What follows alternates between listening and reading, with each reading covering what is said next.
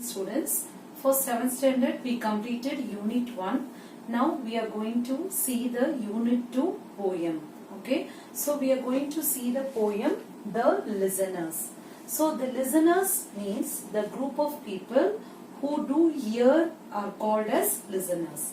And this poem was written by Walter de la Mare. Okay, Walter de la Mare. So his period of time was 1873 up to 1956. Okay, so we will see a small introduction about the author. So this Walter de la Mare was an English poet, short story writer and a novelist. He is best known for his works for children. Okay, especially whatever the novels he is writing or the stories, it is only for the children. The Listeners is said to be his most famous poem. So, the most famous poem was The Listeners. Okay.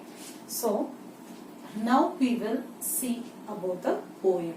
Okay. Shall we start with the poem? Yes. So, we will see the first stanza. Is there anybody there? Said the traveller, knocking on the moonlit door. And his oars in the silence champed the grasses of the forest ferny floor. And a bird flew up out of the turret above the traveller's head. So this is the first stanza. Now we will see the explanation of the first stanza. Is there anybody there? Said the traveller. Okay. Now the traveller is asking, is there anybody there? So the traveller is the person who moved from one place to another place. Okay. So that person is asking now, is there anybody there? Knocking on the moonlit door.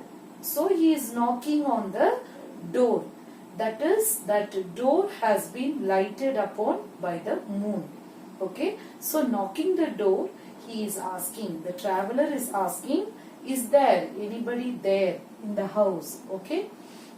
And his oars in the silence champed the grasses. Okay. So that particular traveller has come along with the horse. Okay, so he has travelled with this horse.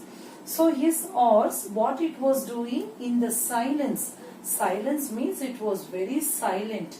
So nearby that house, it was a quiet silent place it was.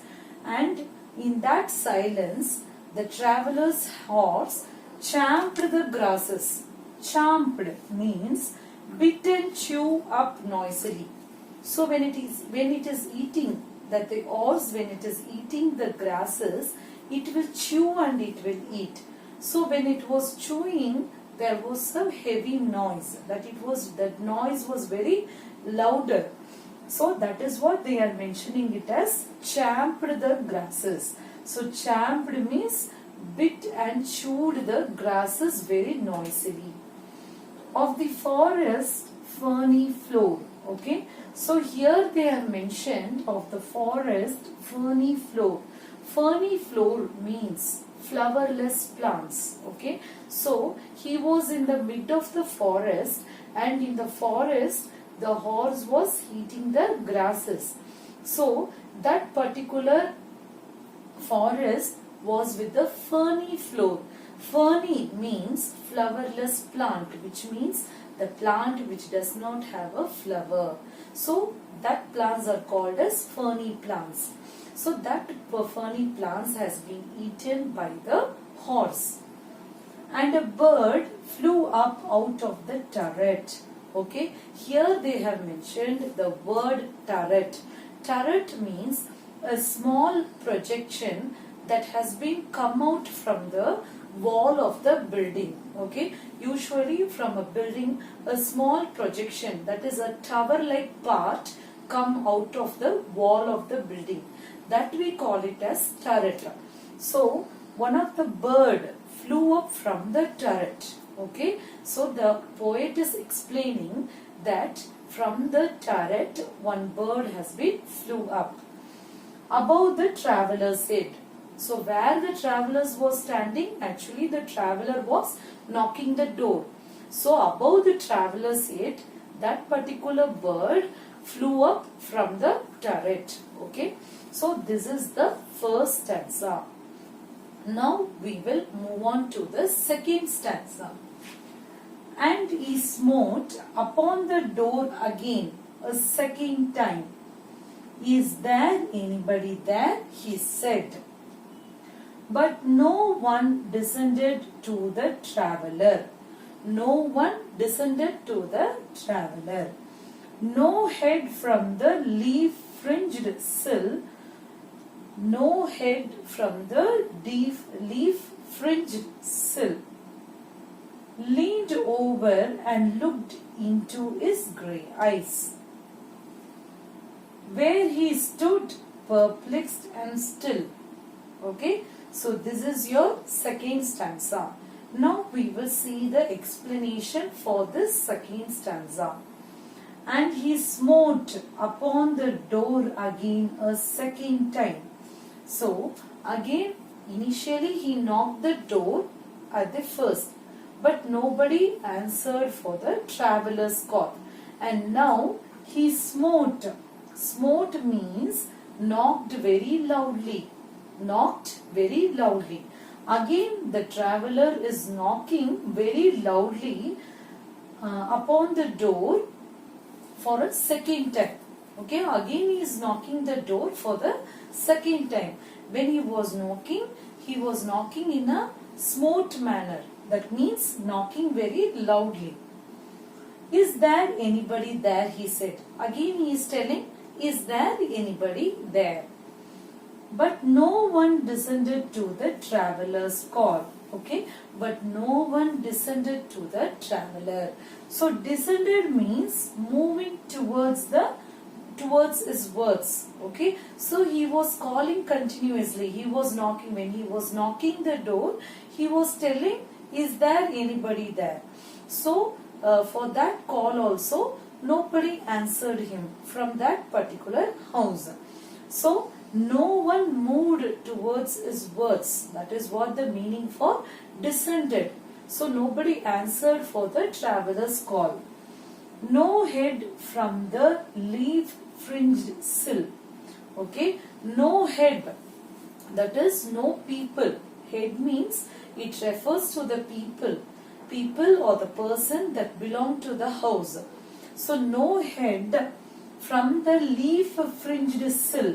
So sill is nothing but it is a horizontal piece of timber which is present underneath the door or the window.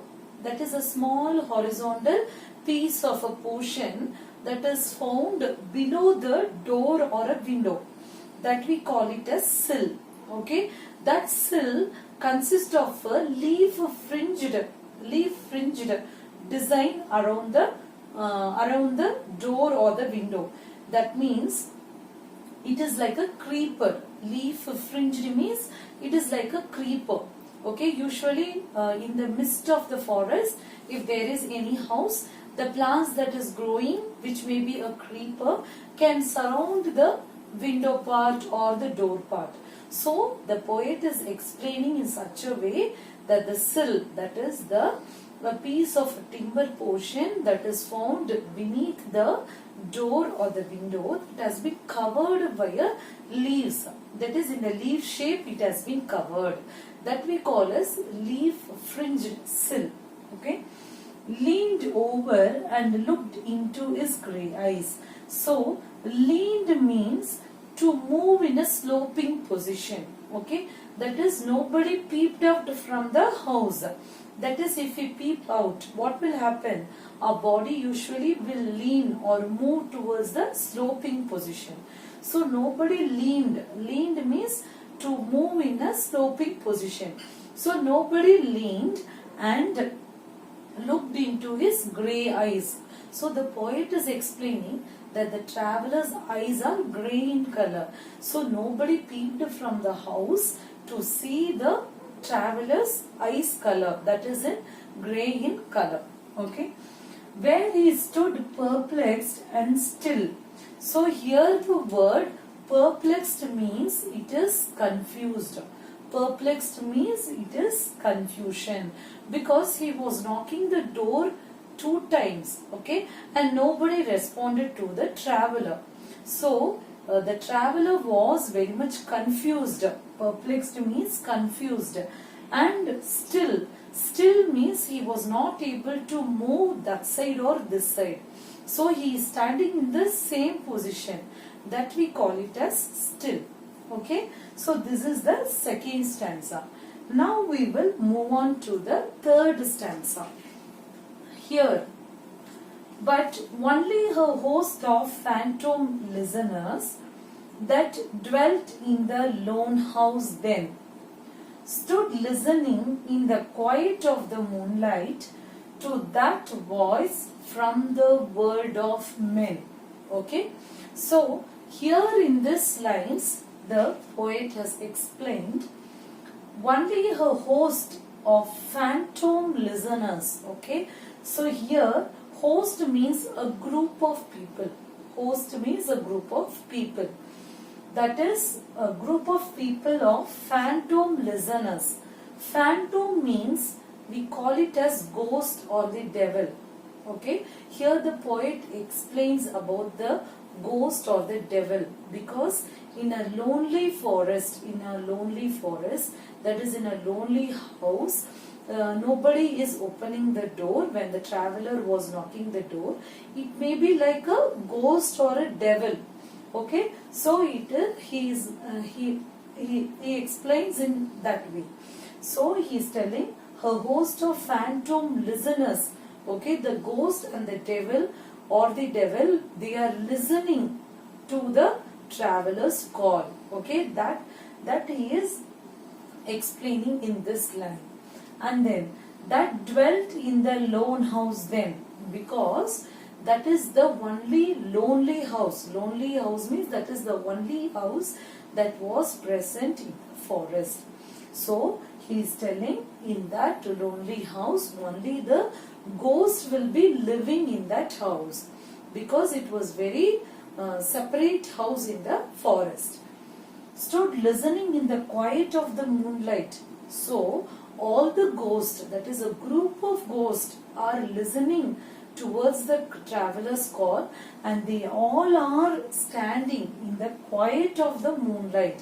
So at that time the moon lightened up, and with that light all these ghosts forming a group, they were standing and were listening to the traveler's call. Okay, to that voice from the world of men. Okay, now they are differentiating between the group of ghosts as well as with the group of world of men. Okay, because for the ghost who are listening to the traveler's call, it seems to be the voice from the world. Okay, so usually the men and the ghost have differences. So the ghosts are thinking that it is the voice that has been heard from the world of men. Okay, in that way the poet has given a good expressive lines to explain about the ghost or the devil in that lonely forest house. And then we will move on to the fourth stanza. Here the fourth stanza is, stood thronging the faint moonbeams on the dark stair that goes down to the empty hall, hearkening in an air stirred and shaken by the lonely traveler's call. Okay, now in this stanza the poet is explaining that stood thronging means it is standing, that is the ghost, a group of ghosts are standing in a crowded way. That is, thronging means in a crowded way. Crowded means a group of people together. Okay, crowding themselves. the faint moonbeams on the dark stair. So they were standing on the stair. Okay, stair means steps. They were standing on the steps. Okay, during that time, a fainted moonlight fell upon those steps. Okay, so there was little moonlight only. That moonlight also was faint moonlight. Okay, beam means light. Faint means little dull it was. A dull moonlight has been fallen on the stair. Stair means the steps. In that steps, a crowded people, that is a group of ghosts that has been standing, and they all are listening to the traveler's call that goes down to the empty hall. So if you see that stairs is going down to the hall, which is empty, that is nobody was there in that hall. So that particular stair reaches that empty hall. Hearkening in an air, stirred and shaken. So hearkening means listening very attentively. So whenever we are listening, so we have to listen very attentively. Likewise, the ghost also, they are listening very attentively. Attentively means very carefully they are listening. That means hearkening. Hearkening in an air. So that the air which is circulated around them, it is rotating, and also it is very shakening. Okay, so like in that way the poet is expressing how the situations around them was. By the lonely traveler's call. Okay, so when the traveler was calling for a particular, when he was calling for two times, nobody was answering from that house, and the poet wanted to tell that inside the house there is a stair, and near the stair a group of ghosts are listening to the traveler's call. Okay, so that's all this poem. Okay, so this poem is a very good poem that was written by Walter de la Mare to express how a person enter into a forest along with his horse, and he found a house over there, and he knocked that house, and in that house there was no response from him, and how again he knocked the door. At that time he was able to analyze, that is, inside the house there was a group of ghosts that were standing and listening to the traveler's call. So in this way, Walter de la Mare has explained this poem as the listeners. So the listeners are nothing but the ghost or the phantom that are found inside the house in a forest. Okay, so hope you all understood this poem clearly. Thank you, students. Have a nice day.